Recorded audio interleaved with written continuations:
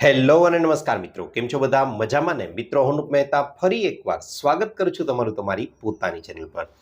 મિત્રો, જો સવારે તમારું પેટ પણ બરાબર રીતે સાફ નથી થઈ રહ્યું, તેની સાથે સાથે બહુ વધારે જોર લગાડવું પડે છે કે પછી લાંબા સમયથી કબજિયાત જેવી સમસ્યા રહે છે, તો ચોક્કસથી તમારે લોકોએ આ વાતને જરા પણ નજરઅંદાજ ન કરવી જોઈએ. કારણ કે આયુર્વેદ છે તે એવું ચોક્કસથી 100% માને છે કે 90% આપણા શરીરમાં થતી મોટાભાગની બીમારીઓ છે તેમાંથી 90% બીમારીઓ છે તે પેટની ગંદકીના કારણે થાય છે. જી હા મિત્રો, આ સમસ્યા જ્યારે લાંબો સમય સુધી રહે છે ત્યારે બને છે એવું કે આ મળ આપણા આંતરડાઓની અંદર ધીમે ધીમે સડવા લાગે છે અને સડવાની સાથે જ તેમાંથી ઝેરી તત્વો છે તે ઉત્પન્ન થાય છે. હવે આ ઝેરી તત્વો ઉત્પન્ન થવાના પરિણામ સ્વરૂપે તેમાંથી જુદી જુદી સ્વરૂપે શરીરમાંથી તે બીમારીઓ ઉત્પન્ન કરે છે, જેમ કે ગેસ છે, એસિડિટી છે અને ઘણીવાર ત્વચા સંબંધિત સમસ્યાઓના સ્વરૂપમાં આ ઝેરી તત્વો છે તે બહાર આવે છે. અને તેની સામે જો વહેલી સવારે ઉઠી અને બરાબર રીતે પેટ તમારું સાફ થઈ જાય છે તો તમે લોકોએ જોયું હશે કે તમારા ચહેરા પર પણ એક અલગ જ સાઇન, અલગ જ ચમક આવી જશે અને તેની સાથે સાથે પહેલાં જે શરીરમાં આળસ અને સુસ્તી રહેતી હતી તેના પ્રમાણમાં હવે શરીર છે તે વધારે ઉર્જાવાન અને શક્તિશાળી મહેસૂસ કરશે. અને મિત્રો, એવું પણ નથી કે પેટ બરાબર સાફ થવું જ જોઈએ તેનું મહત્વ આપણે નથી સ્વીકારી રહ્યા. આપણે જાણીએ પણ છીએ કે શા માટે આપણું પેટ છે તે બરાબર સાફ થવું જોઈએ, પરંતુ એ લોકો જ સમજી શકે છે આ વાતને કે જે લોકોનું વહેલી સવારે ઉઠી અને પેટ બરાબર સાફ નથી થઈ રહ્યું, તે લોકોનો મૂડ છે તે આખો ઓફ થઈ જાય છે, તે એ લોકો પોતે જ કહી શકે છે આ વિશે. તેની સાથે સાથે વહેલી સવારે પેટ સાફ બરાબર રીતે ન થવાને કારણે આખો દિવસ પણ આપણને લોકોને એ જ ચિંતા રહ્યા કરે છે. ઘણીવાર એવું બને છે કે લોકો આ સમસ્યા વિશે વાત કરતા પણ સંકોચ અનુભવે છે અને તેની સાથે સાથે આવા લોકો છે તે પોતાનું કામ ચલાવવા માટે મેડિકલ શોપ પરથી કોઈને કોઈ દવા અથવા તો કોઈને કોઈ ચૂર્ણ લઈ લે છે અને તેનો આશરો લઈ અને દિવસ પસાર કરી નાખે છે.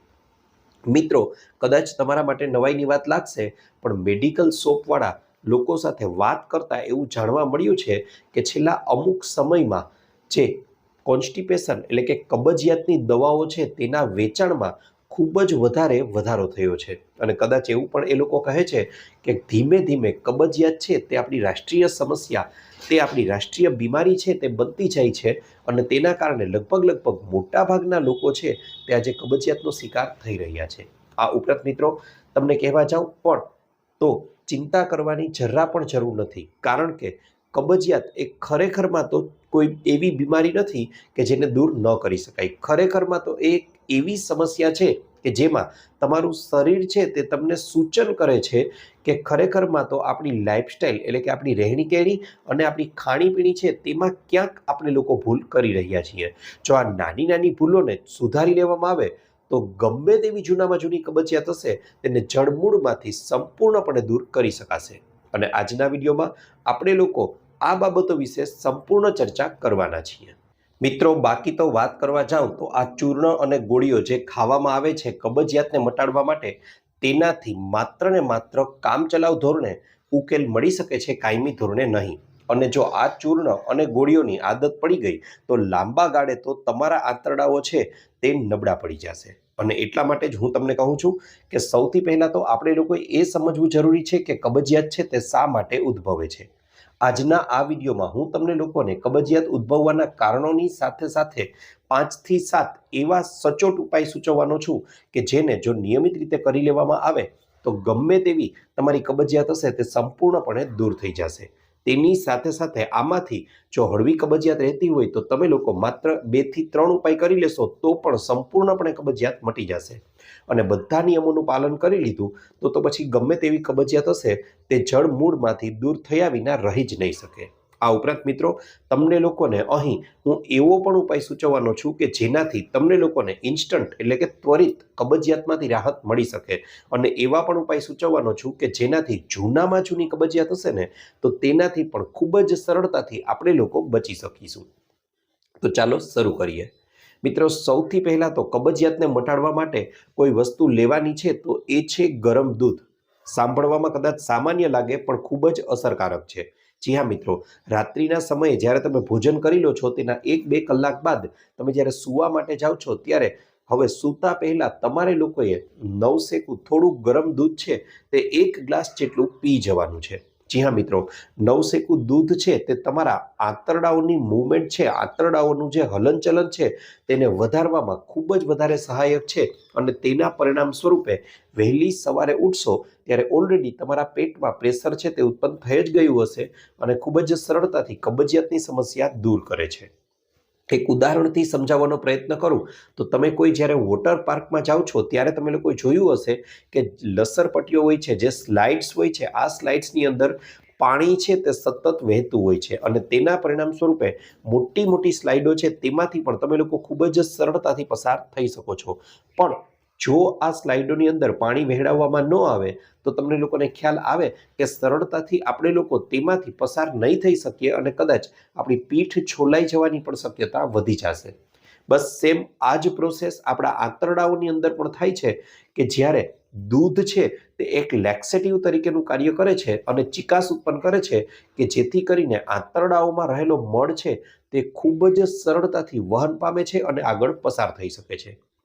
મિત્રો, ઘણીવાર ઘણા લોકો છે તે એવી ભૂલ કરે છે કે વજન ઉતારવાના ચક્કરમાં, વજન ઓછું કરવાના ચક્કરમાં પોતે ડાયટિંગ કરે છે અને આ ડાયટિંગમાં તે લોકો ઘી અને તેલમાંથી બનેલી વસ્તુઓ અથવા ઘી અને તેલને સંપૂર્ણપણે અવોઇડ કરે છે, તેનો ત્યાગ કરી દે છે. આના પરિણામે બને છે એવું કે આંતરડાઓ છે તેની અંદરની ચિકાસ છે તે ઓછી થતી જાય છે, ધીમે ધીમે તે સુકાવા લાગે છે.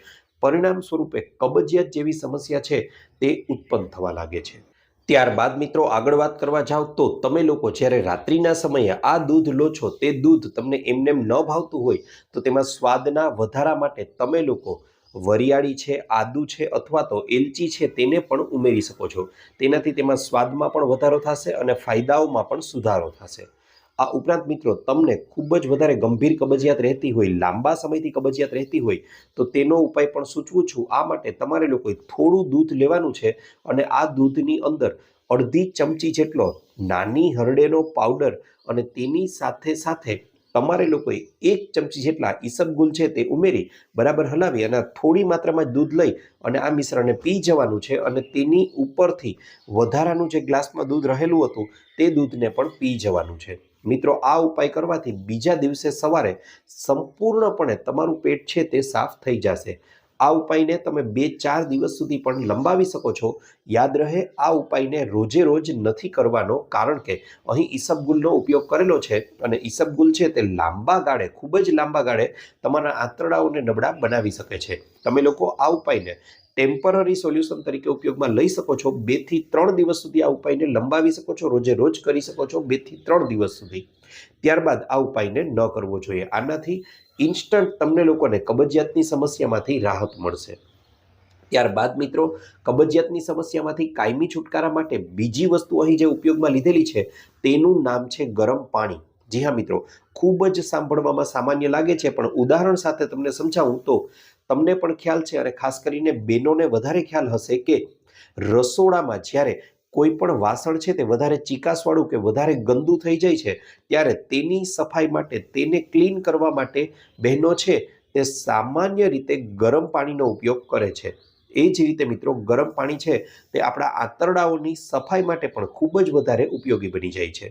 હવે વહેલી સવારે તમે જ્યારે ઉઠો છો ત્યારે 1 ગ્લાસ ગરમ પાણીનું આ રીતે સેવન કરવાનું છે. ગરમ એટલે એટલું પણ ગરમ નહીં કે આપણું મોઢું દાઝી જાય, પરંતુ પી શકાય તેવું ગરમ પાણી લેવાનું છે. મિત્રો, ત્યારબાદ તમને જણાવી દઉં તો જો આ ગરમ પાણી તાંબાના વાસણમાં લેવામાં આવે તો તેનાથી ઉત્તમ એકેય નથી, કારણ કે તાંબાનું વાસણ છે તે કુદરતી રીતે એન્ટીબેક્ટેરિયલ અને એન્ટી ઇન્ફ્લામેટરી પ્રોપર્ટી ધરાવે છે, જે આપણા માટે ખૂબ જ વધારે ઉપયોગી છે.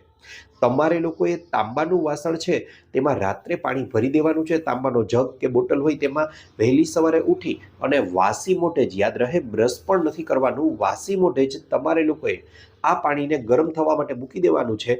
નવશેકું ગરમ થાય ત્યારે આ પાણીને નીચે ઉતારી અને તમારે લોકોએ પી લેવાનું છે. અને જો શક્ય હોય અને તમે લોકો જ્યારે આ પાણીને પીઓ છો ત્યારે જો શક્ય હોય તો મલાસનની પોઝિશનમાં, મલાસન એ આયુર્વેદમાં સૂચવેલું એક કબજિયાતને દૂર કરતું શ્રેષ્ઠ આસન છે, મલાસન એટલે તમે જ્યારે ટોયલેટ સીટ પર બેસો છો ટોયલેટ કરવા માટે ત્યારે જે પોઝિશન તમારી હોય છે બસ એ જ મલાસનની સ્થિતિ છે. અથવા તો ન સમજાય તો કુકડું પોઝિશનમાં તમારે લોકોએ બેસી અને આ પાણી છે તે પીવું જોઈએ જો તમારું શરીર સાથ આપે તો.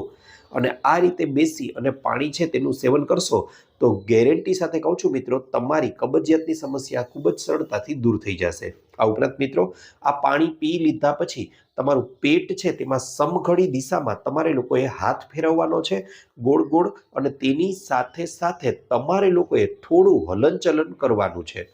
તમને આ સામાન્ય વાત લાગશે પણ ખરેખરમાં સમઘડી દિશામાં હાથ ફેરવો છો ત્યારે ખરેખર તમારો હાથ તમારા આંતરડાઓ પર ફરે છે અને પરિણામ સ્વરૂપે તમારા મળનું વહન છે તે ખૂબ જ સરળતાથી થવા લાગે છે. આ પદ્ધતિ ખૂબ જ વધારે અસરકારક છે. આ ઉપરાંત મિત્રો, જ્યારે પણ તમે વહેલી સવારે ઉઠો છો ત્યારે સૌથી પહેલાં તો એક ટાસ્ક તરીકે તમારે આ વસ્તુને ગણી અને સૌથી પહેલાં પેટ સાફ થવાની ક્રિયા છે તે કરવી જોઈએ, નહીં કે મોબાઈલ અડવાનો. જી હા મિત્રો, વહેલી સવારે ઉઠી અને તરત જ ટોયલેટ સીટમાં જઈ અને તમારે તમારું કામ કરી લેવાનું છે. અને તેની સાથે સાથે તમારે લોકોએ આ સમયે નકારાત્મક વિચારોથી સંપૂર્ણપણે દૂર રહેવાનું છે. અને તેની સાથે સાથે મોબાઈલ છે તેને પણ અડક્યા વિના સામાન્ય રીતે શાંત મને ત્યાં જશો એટલે ખૂબ જ સરળતાથી તમારા લોકોનું પેટ છે તે સાફ થઈ જશે. કદાચ જાણવામાં આ સામાન્ય વાતો લાગતી હશે પણ ખરેખર કરીને જુઓ મિત્રો, ખૂબ જ અસરકારક છે અને કારગર ઉપાયો આ છે. મિત્રો, આજે આધુનિક વિજ્ઞાન પણ સ્વીકારે છે કે ખરેખર ભારતીય ટોયલેટ છે તે જ વૈજ્ઞાનિક અભિગમ ધરાવે છે અને તેનાથી મળત્યાગની પ્રક્રિયા છે તે ખૂબ જ સરળતાથી થઈ શકે છે. આ ઉપરાંત મિત્રો, વાત કરવા જાવ તો આજે મોટાભાગના ઘરોમાં એવું બને છે કે વેસ્ટર્ન ટોયલેટ આવી ગયા છે. તો હવે જો તમારું શરીર પણ સાથ આપે તો ચોક્કસથી વેસ્ટર્ન ટોયલેટ પર પણ તમે લોકો ભારતીય બેઠક પ્રમાણે ભારતીય ટોયલેટમાં બેસો છો એ પ્રમાણે બેસી અને મળત્યાગ કરશો તો ખૂબ જ સરળતાથી આ સમસ્યાથી બચી શકાશે. આ ઉપરાંત જો તમારું શરીર તમને એવું કરવા માટે અનુમતિ નથી આપી રહ્યું, એનો મતલબ વધારે શરીર છે તમારું, તો તમારે લોકોએ જ્યારે ટોયલેટ સીટ પર બેસો છો ત્યારે શક્ય હોય તો થોડા આગળની તરફ ઝૂકી અને બેસવું જોઈએ. અને તેની સાથે સાથે જો શક્ય હોય તો તમારા પગની નીચે થોડો ઊંચો પાટલો હોય તે પાટલો પણ રાખવો જોઈએ. આનાથી તમારો એંગલ છે તે સાચો બનશે અને ખૂબ જ સરળતાથી મળત્યાગની પ્રક્રિયા છે તે થઈ શકશે. મિત્રો, ઘણીવાર ઘણા લોકો આળસમાં આ ટ્રાય નથી કરતા પણ ખરેખરમાં આ પ્રયોગો છે તે નાના નાના છે અને નાની નાની બાબતો છે અને ટ્રાય કરીને જુઓ. ગેરંટી સાથે કહું છું, તમને લોકોને ફેરફાર જણાશે. આ ઉપરાંત મિત્રો, એક વધુ અસરકારક ઉપાય સૂચવું છું. વહેલી સવારે ઉઠી અને તમારે લોકોએ એક તપેલીમાં ગરમ પાણી કરવાનું છે. તેમાં 1 થી 2 ચમચી જેટલી વરિયાળી છે તેને ઉમેરી દો. ગરમ થવા માટે એકદમ પાણી ઉકળી જાય એટલે તેમાં શુદ્ધ દેશી ગાયનું ઘી 1 થી 1.5 ચમચી જેટલું ઉમેરી દો અને બરાબર રીતે હલાવી ગરમ કરી લો. મિત્રો, આ પાણીને ગાળીને અથવા ગાળ્યા વિના જ સવારના નાસ્તા પહેલા પી જાઓ અને ત્યારબાદ અડધી કલાક બાદ નાસ્તો કરવાનો છે. તમારું પેટ છે તે ખૂબ જ સરળતાથી સાફ થઈ જશે. તેની સાથે સાથે અમુક એવી બાબતો છે જેને ધ્યાનમાં રાખવામાં આવે તો પણ તમારું પેટ સાફ થવામાં ખૂબ જ વધારે સરળતા રહે છે અને એનું નામ છે રેસાવાળો ખોરાક, એટલે કે ફાઇબ્રસ ફૂડ. હવે આ રેસાવાળો ખોરાક છે તેને તમે વધારે માત્રામાં લેશો તો પણ તે આપણા આંતરડાઓ માટે ખૂબ જ વધારે ઉપયોગી છે.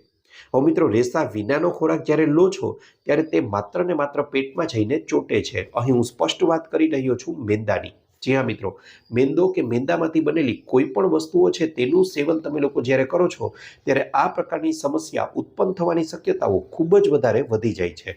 હા, ક્યારેક તમને લોકોને મન થાય કે ભાઈ મેંદાવાળી વસ્તુ ખાધા વિના રહી જ નથી શકાતું, તો તમે લોકો ચોક્કસથી ખાઈ શકો છો.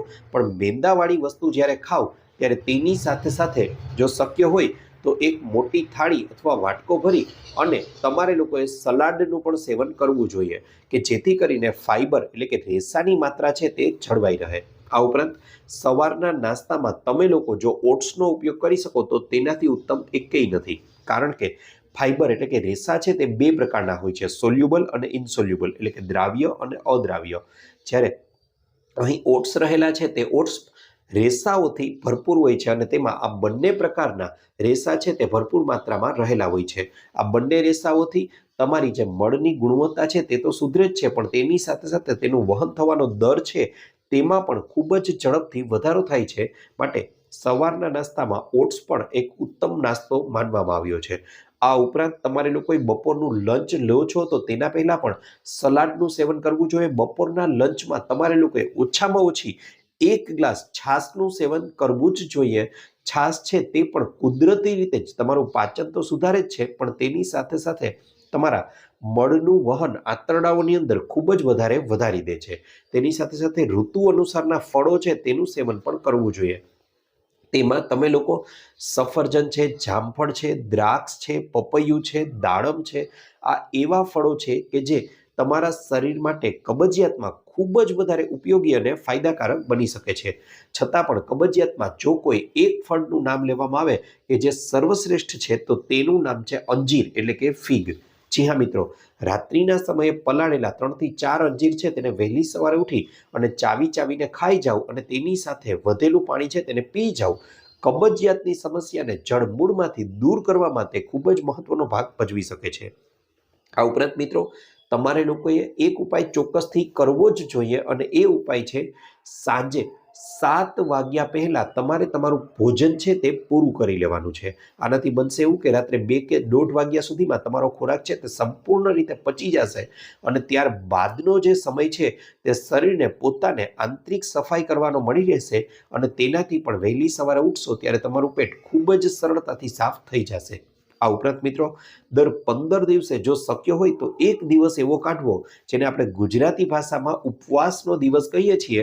આ એક દિવસ એવો કાઢવાનો છે કે ત્યારે માત્ર આખો દિવસ ફળોનું જ સેવન કરવાનું છે, માત્ર સૂપ જ તમારે લોકોએ લેવાનું છે. આનાથી તમારા શરીરને ખૂબ જ વધારે ફાયદો થશે અને કબજિયાત જેવી સમસ્યાને જડમૂળમાંથી દૂર કરી દેવા માટે તે અગત્યનો ભાગ ભજવશે. તો મિત્રો, આ તો હતો અમારો આજનો વિડીયો. આશા રાખું છું આપને અમારો વિડીયો ગમ્યો હશે. વિડીયો ગમ્યો હોય તો લાઇક કરજો, ચેનલને સબસ્ક્રાઇબ કરજો. ઉપરાંત આપને પણ કોઈ હેલ્થ કે બ્યુટી સંબંધિત સમસ્યા હોય તો એ પણ જણાવજો. અમે તેને અનુરૂપ પણ નવા વિડીયો લાવવાનો પૂરતો પ્રયાસ કરીશું. આપનો ખૂબ ખૂબ આભાર.